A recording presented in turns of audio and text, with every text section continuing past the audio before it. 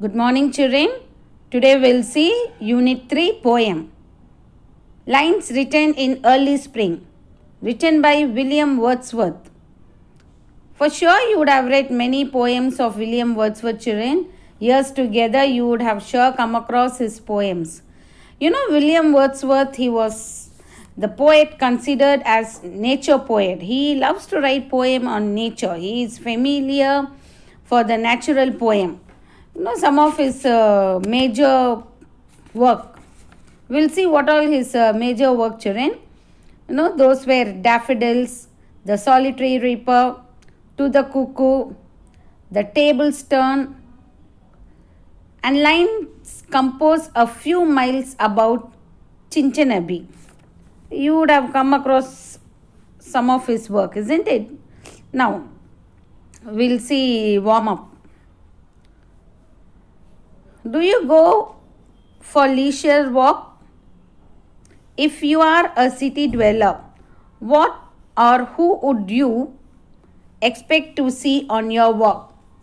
No, poet is asking. Do you go for any leisure walk, children? For sure, we all go.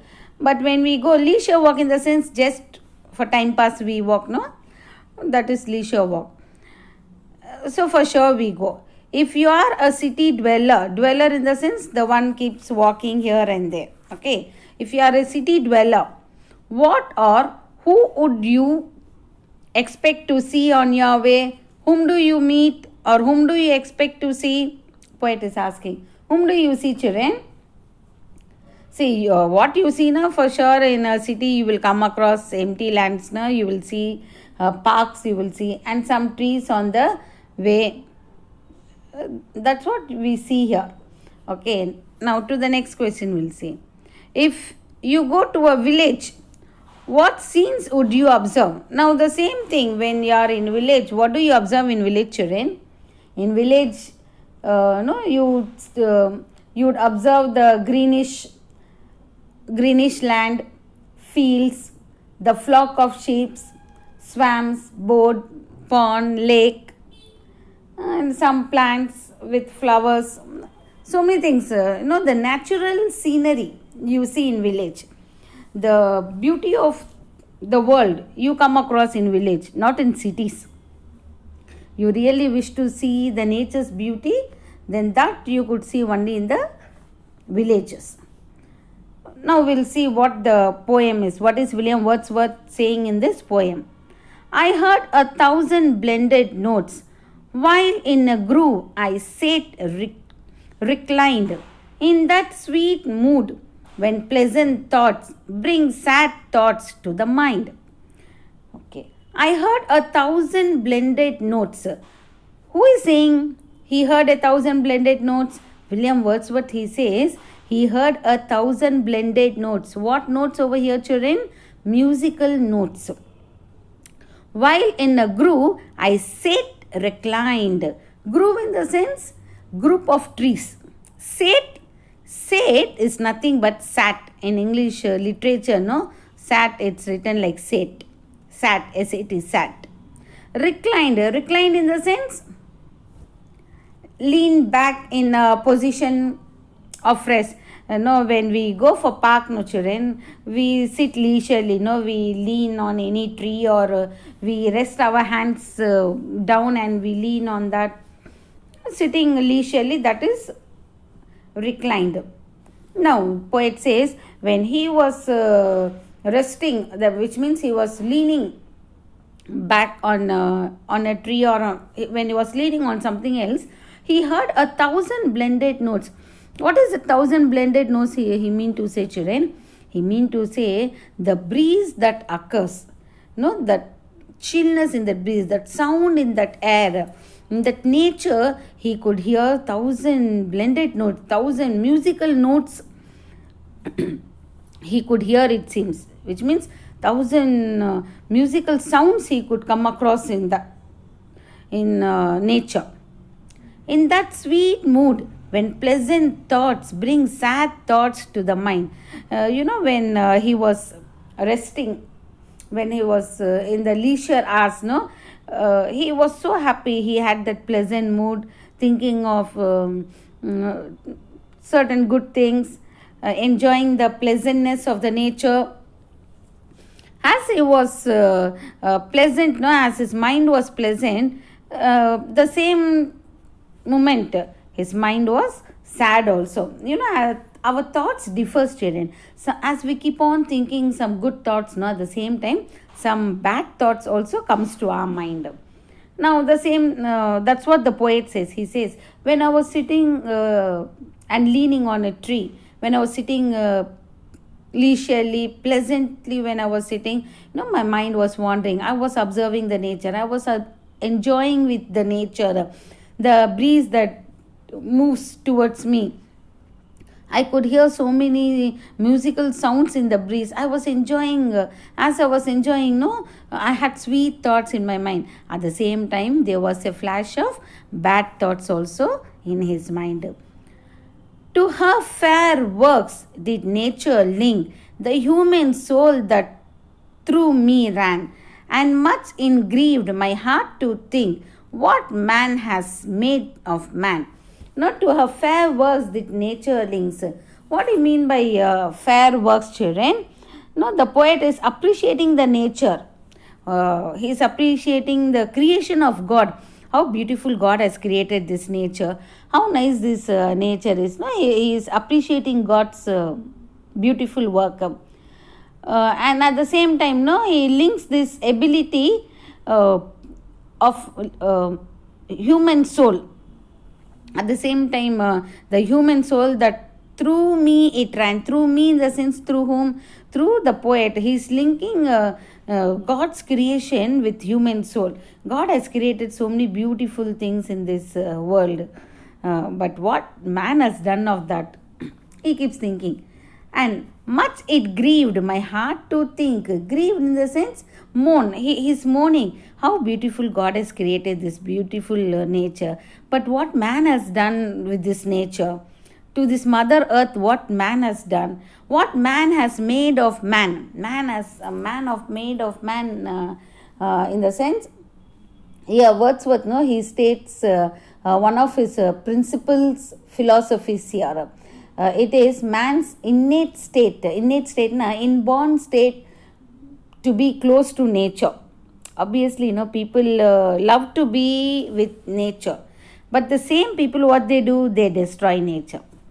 We can't say all people destroy nature, children. Some are so. Some people are like that. Through primrose tufts in that sweet burrow, the periwinkle trailed its wreaths, and it's my faith that every flower enjoys the air it breathes. Through primrose tufts. What is that primrose tuft, children? Primrose tufts in the sense a wild plant with yellow flower. Tufts in the sense bunches, bunch of flowers, we say. That was sweet bower na shady place under trees. He's admiring the nature here. Wordsworth is describing the nature as he was sitting. Maybe he was sitting in a park or some flowery place. As he was sitting over there, he's admiring the nature. How beautiful these flowers are, colorful flowers, bunch of flowers, and sitting under the shady place, under the tree. He's admiring the nature. The periwinkle trailed its worth. The periwinkle na plant with large blue flowers. I said no, different colorful flowers. He is admiring. Trailed its wreath. Wreath in the sense an arrangement of flowers in a circular shape. How beautiful these flowers are arranged. You could have seen in park, children. Some of the parks, very beautifully, those parks are arranged with flowers. The arrangement is mind catchy. It is. We love to see such arrangements. And here, he is admiring the nature's beauty.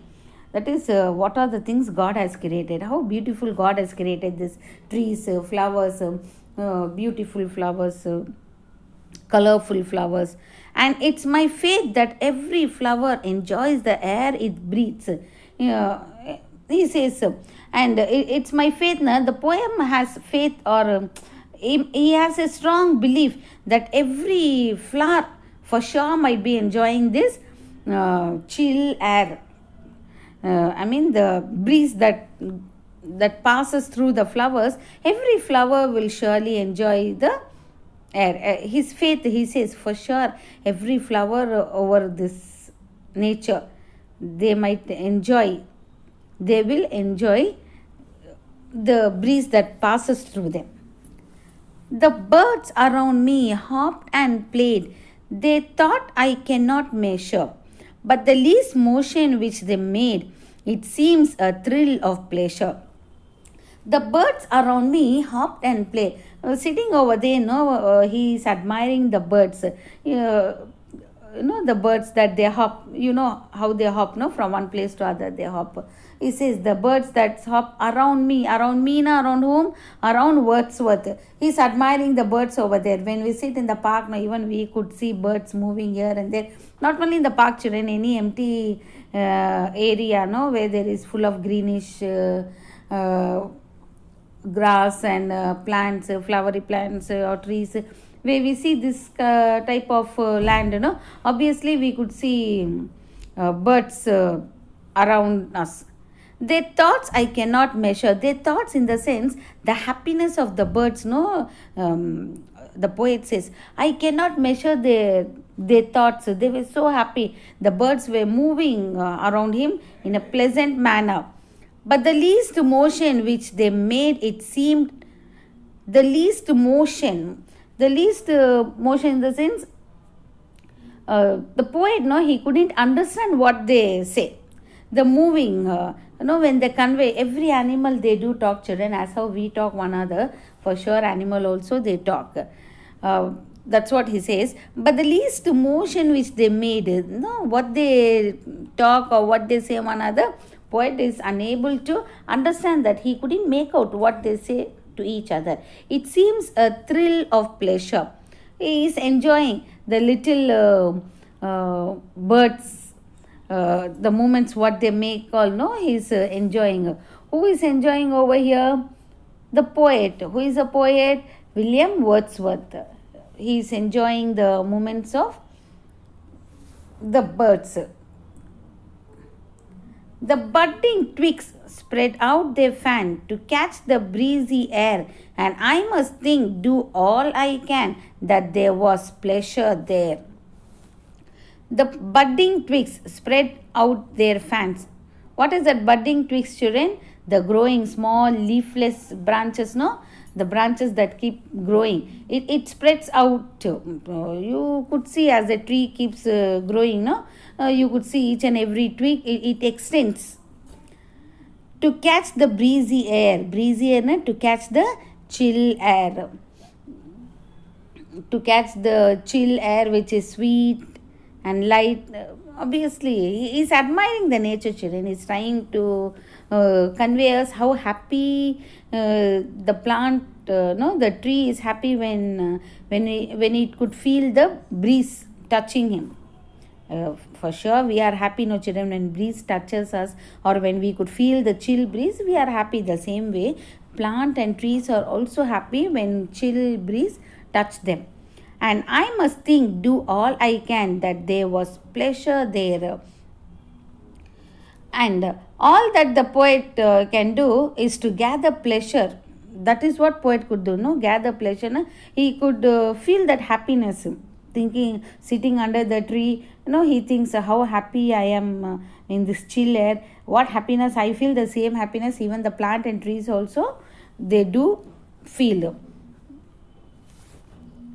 If this belief from heaven be sent, if such be nature's holy plan, have I not reason to lament what man has made of man?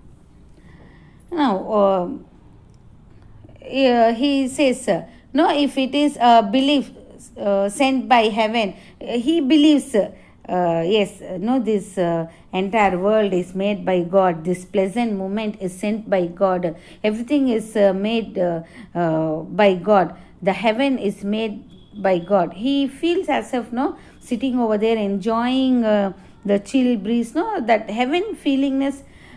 He feels that much happiness as if he's in a heaven. He feels that happiness. If such be nature's holy plan, if such be nature's holy plan, obviously it is no God's plan, nature's holy plan. It is God's plan. It is God who has created the nature. Have I not reason to lament? Lament in the sense feeling sad or expressing sadness. Here the poet, no, he mourn between the nature, what's happening between the nature and the man. He's mourning what man has made of man. Now, poet, he feels sad that such a beautiful nature God has created, but what man has made out of this nature? Why don't man maintain this beautiful nature what God has created? Instead of maintaining the beautiful nature, or instead of cherishing this beautiful nature, man has spoiled the nature. He laments, he feels sad. Why don't man maintain this beautiful nature as such that God has made? He is feeling sad for what man has made with the nature. Yes, children, hope you would have understood the poem. Okay, now we shall move on to next page. Exercise part we shall see, children. Now, find words from the poem that convey the following ideas.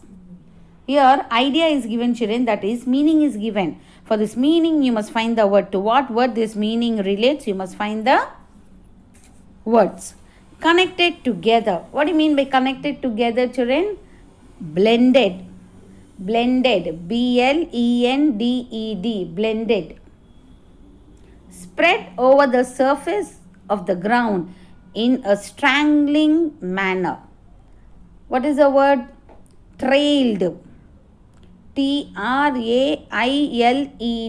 Trailed. Make out or understand. What's the answer here? Measure. measure. Measure. Slender woody shoots growing from branches or stems of trees. What is that, children? Slender woody shoots. What is that? It is twigs. twigs. Twigs. The end part of the growing stem. You could see every stem, end part it will grow. That is what twigs. My children, here the passage is different, children. What you have in the book, that particular passage is not given. During my online class, I'll tell you the answer to this passage, children. We'll go on to the next part. See, you could see the lines differ over here. Clear? Second Roman letter. During my online class, I'll tell you. Okay, now we'll move on to next part, children. Now read the lines given below and answer the questions that follow. And it's my faith that every flower enjoys the air it breathes. What is the poet's faith? The poet's faith is that every flower enjoys the air it breathes. The poet, it believes firmly that every flower enjoys the air it breathes. What traits of nature do we see here? The traits of nature is, what is it? Nature's breath, which means breeze it is. What traits of nature do we see here? Nature's breath. That's the answer, children. For second one, answer is nature's breath, which means within bracket you can write breeze. breeze, breeze. And I must think, do all I can, that there was pleasure there. What did the poet notice about the twigs? The poet noticed that the budding twigs spread out their fan to catch the breezy air. The budding twigs spread out their fan to catch the breezy air. What was the poet's thought about then?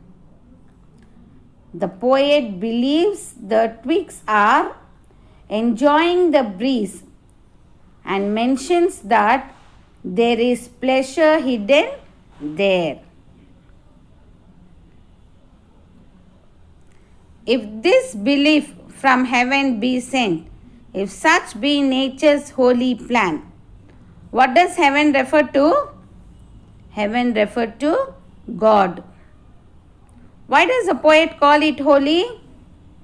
It called it holy because God created everything.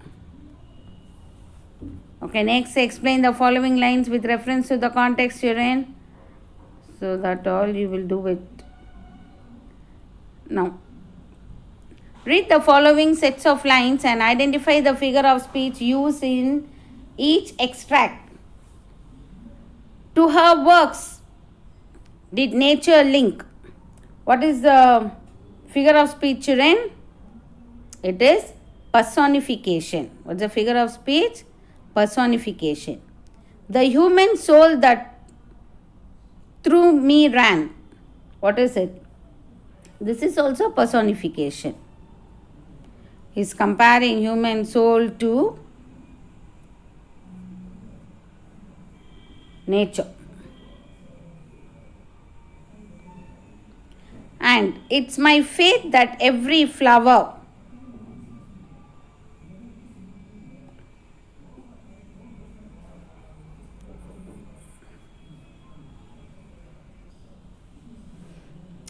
it's my faith that every flower.